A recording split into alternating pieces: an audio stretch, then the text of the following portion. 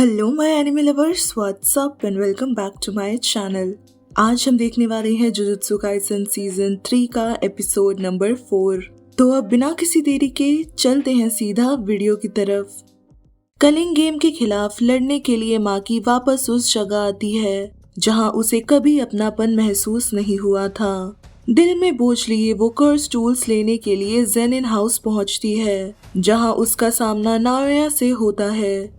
Naoya उसके चेहरे पर लगे जख्मों का मजाक उड़ाता है। वो कहता है कि माकी के पास पहले सिर्फ उसकी खूबसूरती थी और अब वो भी चली गई है।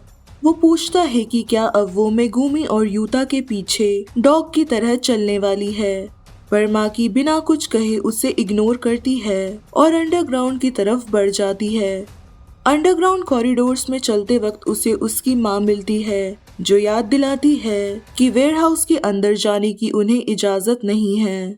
माँ की कामली कीज दिखाते हुए कहती है कि क्लैन हेड ने खुद उसे परमिशन दी है। फिर हमें उस दिन का फ्लैशबैक दिखाया जाता है जब माकी ने मेगुमी को बताया था कि नाओबितो के विल के अकॉर्डिंग जेनिन क्लैन का अगला हेड मेगुमी है। मेगुमी ये जिम्मेदारी उठाने से मना कर देता है, जिस पर माकी उसे समझाती है कि क्लैन हेड बनने से उसे सिर्फ जेनिन फैमिली की दौलत ही नहीं मिलेगी बल्कि बिग 3 फैमिलीज और जुजुत्सु हेडक्वार्टर से जुड़ी इम्पोर्टेंट इंफॉर्मेशन भी हासिल होगी।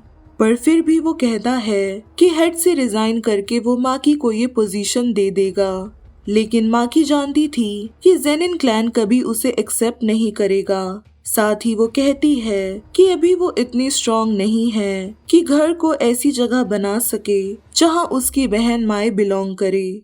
जैसे ही मेगुमी ने माई का नाम सुना वो सब समझ गया। वापस प्रेजेंट में माकी अपनी माँ के पास से आगे बढ़ती है, लेकिन पीछे से वो उस पर चिल्लाते हुए रुक जाने को कहती है। उसकी माँ पूछती है कि वो हमेशा ऐसी ही क्यों रहती है और कहती है कि कम से कम एक बार तो उसे माँ होने पर प्राउड फील करवा दे। माकी बिना रुके कर्स वेयरहाउस के दरवाजे तक पहुंचती है और कीज से उसे खोल देती है। जैसे ही वो अंदर घुसती है आगे का नजारा उसे हिला देता है। दूसरी तरफ जिंची नाओया के पास जाकर उसे पूरी सिचुएशन समझा रहा होता है।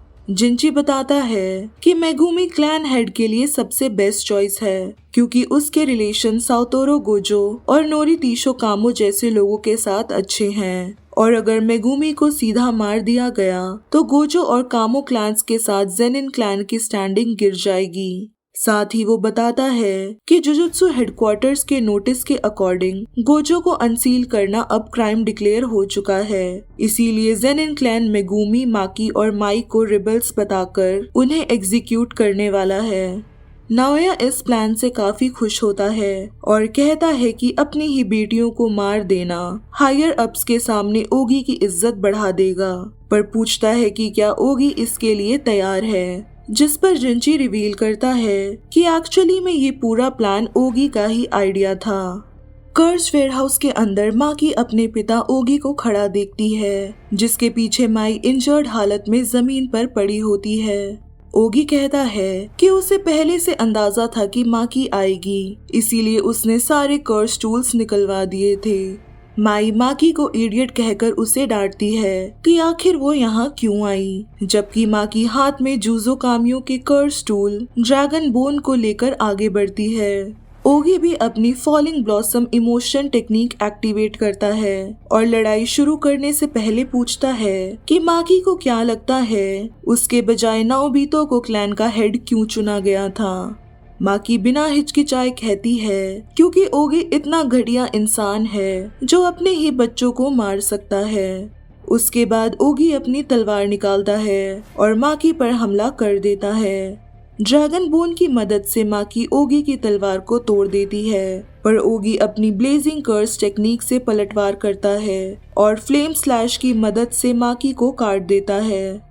जमीन पर गिरते हुए माकी समझ ही नहीं पाती कि आखिर वो कैसे हार गई। ओगी अपने सवाल को दोबारा दोहराता है, खुद जवाब देते हुए कि वो क्लैन का हेड उन दोनों बहनों के कारण नहीं बन पाया। फिर वो अपनी दोनों बेटियों की खून से सनी बॉडीज को घसीटकर कॉरिडोर से गुजरता है। वो अपनी जीत का घमंड करते हुए बताता है कि माकी सिर्फ इसीलिए हारी क्योंकि वो भूल गई थी कि ओगी स्वॉर्ड्समैन नहीं बल्कि एक सॉर्सरर है।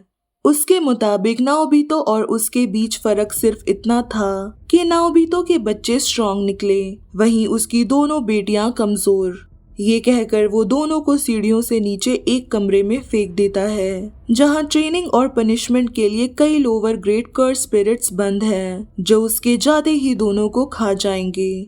वो माकी की हेवनली रिस्ट्रिक्शन का भी मजाक उड़ाता है और कहता है कि ये बाकी सॉर्सरर्स के डेली ट्रेनिंग के सामने कुछ भी नहीं, और पीछे मुड़कर वो अपनी जिंदगी के दाग को अलविदा कह देता है। कर्सिस के आने से पहले माई किसी तरह रेंगते हुए माकी के पास पहुंच जाती है और उसकी धड़कन महसूस करती है। हैरानी से उसे पता चलता है कि माकी का दिल अभी भी धड़क रहा है।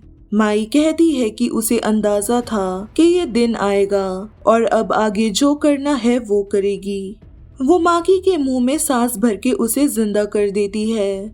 माकी को लगता है जैसे वो डूबने के बाद बचाई गई हो।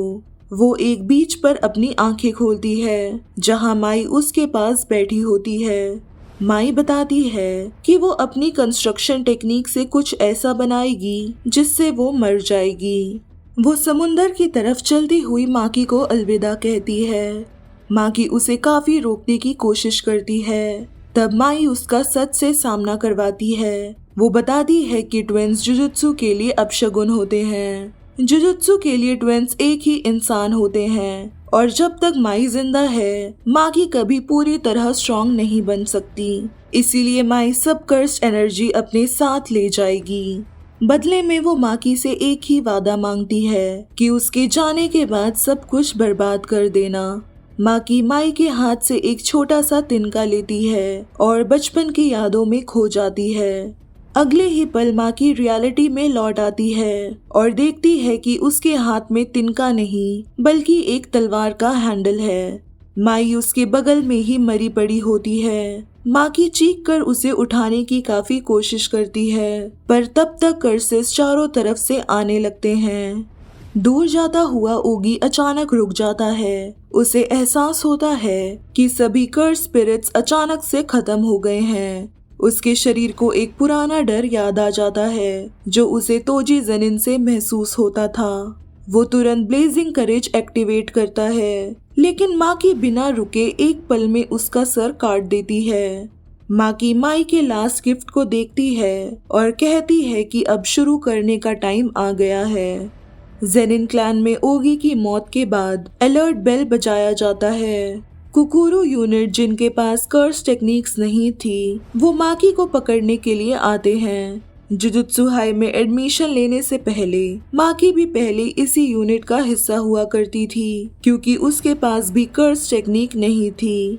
कुकुरु यूनिट के मेंबर्स चारों तरफ से माकी को घेर लेते हैं। वो सब नंबर्स में बहुत सारे थे पर माकी के आगे टिक नहीं पाते और वो उन्हें एक एक करके मार गिराती है।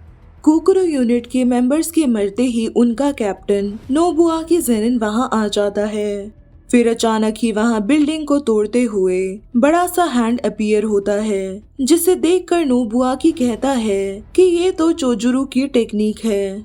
जब वो पीछे पलटता है तो उसे वहां ज़ेनिन क्लैन के हाईएस्ट ग्रेड सॉर्सरर्स दिखते हैं जिन्हें हेई ग्रुप कहा जाता है। इस ग्रुप में जिंजी, चोजुरु और रैंटा थे जिन्हें भी माकी अपनी इंसेन पावर से एक एक करके मार देती है। फिर वहां नाओया भी आ जाता है जो माकी से कहता है कि क्या उसके पास दिल नहीं बचा जो वो इतने लोगों का खून बहा रही है, जिस पर माकी कहती है कि माए दिल अपने साथ लेकर जा चुकी है और वो नाओया से लगातार फाइट करती है, बचपन से लेकर अब तक कही उसकी सभी बुरी बातों को याद करते हुए। नाओया फाइट करते हुए उसे रिमाइंड करवाता है कि वो तोजी नहीं है और उस पर प्रोजेक्शन सॉर्सरी का लगातार यूज करता है, लेकिन माकी अब नए शरीर के साथ उसकी स्पीड को देख सकती थी जिससे वो नाओया को एक ही पंच में जमीन पर गिरा देती है। क्लैन के सभी मेल मेंबर्स को डिफीट करने के बाद आखिर में माकी अपनी माँ से मिलती है और उनसे पूछती है कि पहले उन्होंने उसे वापस आने को क्यों कहा था। माँ से जवाब ना मिलने पर वो उन पर भी हमला कर देती है। नाओया जो अभी भी नहीं मरा था वो इंजर्ड हालत में ही घर के अंदर आता है, जिसे माकी की मॉम जो खुद भी इंजर्ड थी उसे पीछे से चाकू मार देती है, कहते हुए कि वो खुश है कि उन्होंने माकी को जन्म दिया। बाद में माकी माई की बॉडी मोमो को हैंडओवर करके बिना कुछ कहे चली जाती है। ऑफिशियल रिकॉर्ड्स के मुताबिक जेनिन क्लैन के ज्यादातर लोग एक ही दिन में वायलेंट तरीके से मारे गए। इंसिडेंट प्लेस पर कर्स्ड एनर्जी के अलावा उन्हें कुछ सस्पिशियस चीज नहीं मिली, जिसके कारण गोजो और कामो क्लैन ने जेनिन क्लैन को बिग 3 से हटाने का प्रपोजल दिया, जिसका फैसला जुजुत्सु हेडक्वार्टर से आना बाकी है।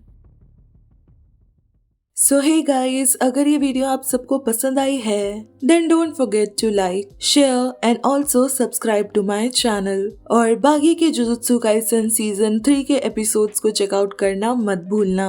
तब तक के लिए टेक केयर एंड सायोनारा।